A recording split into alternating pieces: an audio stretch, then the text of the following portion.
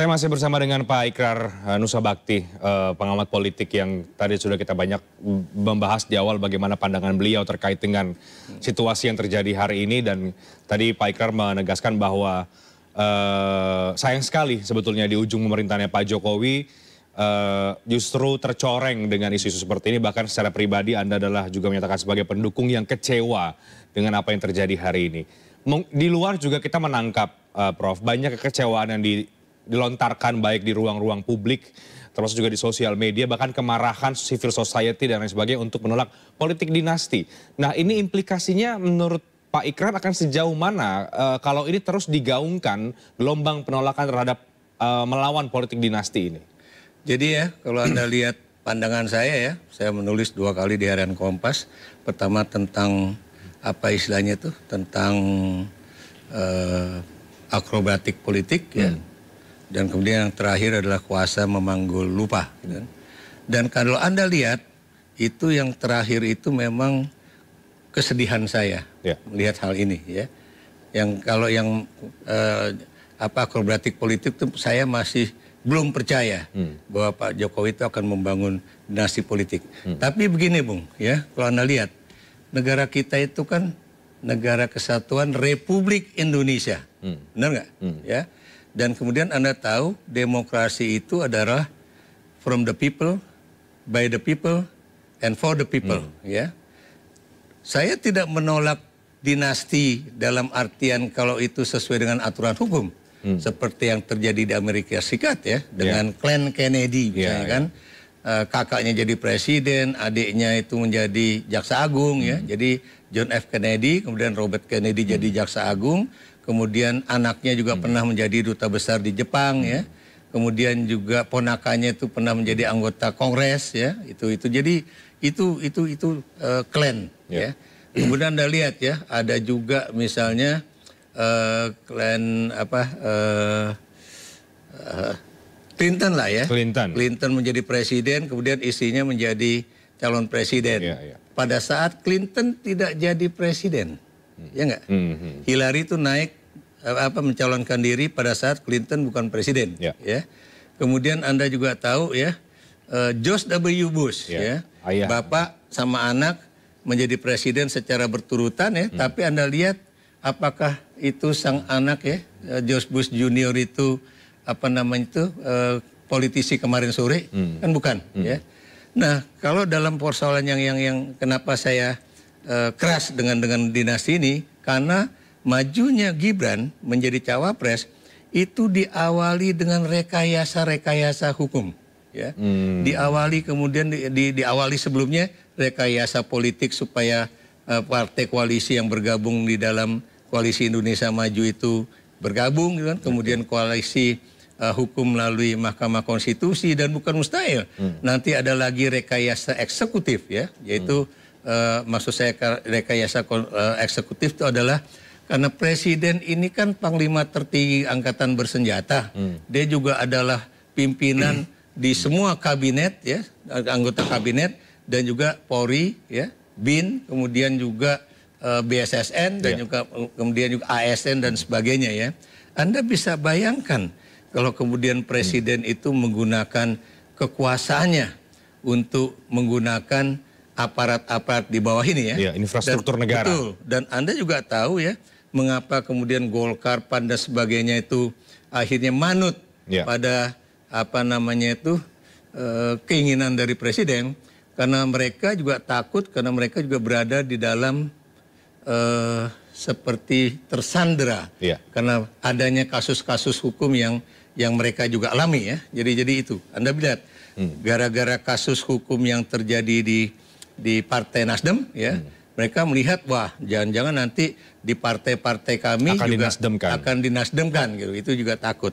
Nah, sekarang yang kedua, ya, kalau Anda perhatikan, kalau kemudian Anda menjadi seorang politisi, itu kalau bisa yaitu benar-benar matang, ya, pengalamannya cukup, ya.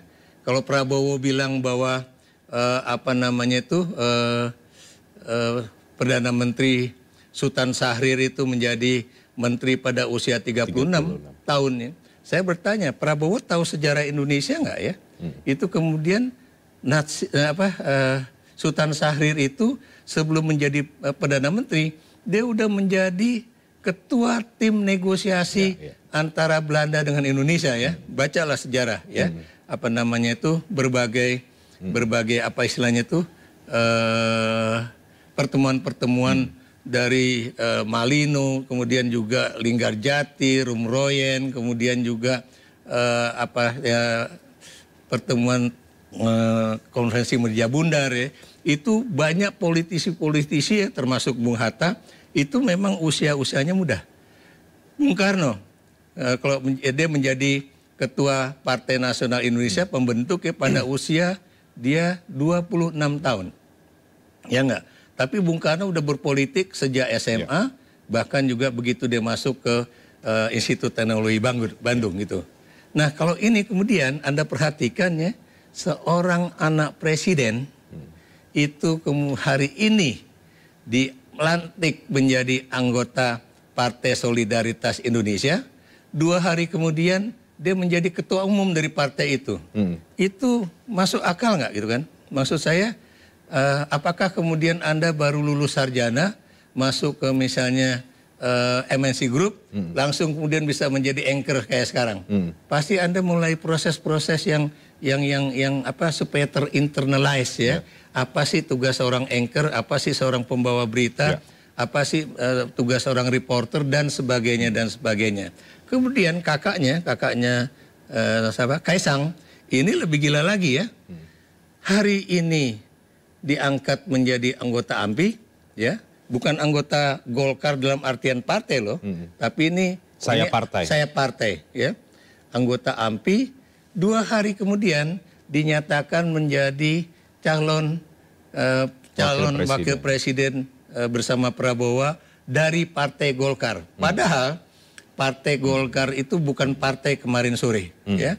Partai Golkar itu memiliki tradisi merit system yang cukup lama, tradisi yang pendidikan politik yang cukup lama, pengkaderan yang cukup lama ya, yang kemudian Anda tahu ini nggak bisa begitu aja. Tapi sekarang ternyata Partai Golkar ya, itu pimpinannya juga melakukan satu kesalahan politik besar ya, karena dia merusak merit system yang ada yang di dalam partainya sendiri ya.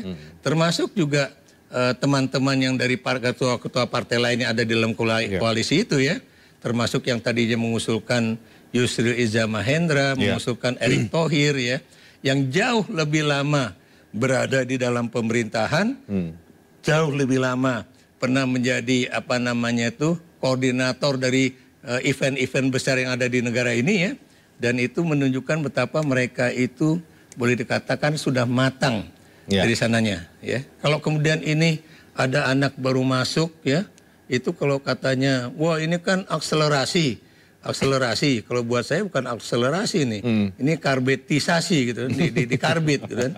Anda bisa tahu buah yang masih mentah tuh kalau ngerasanya nggak asem, pahit atau sepet.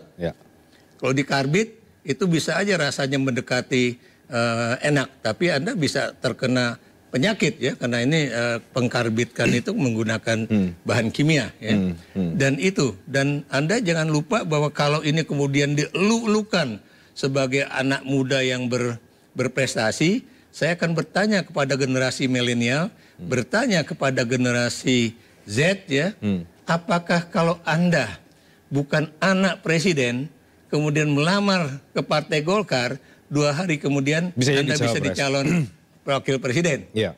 Ataukah kemudian Anda bisa diterima menjadi calon legislatif di DPR RI, calon legislatif di daerah atau calon kepala daerah dan sebagainya.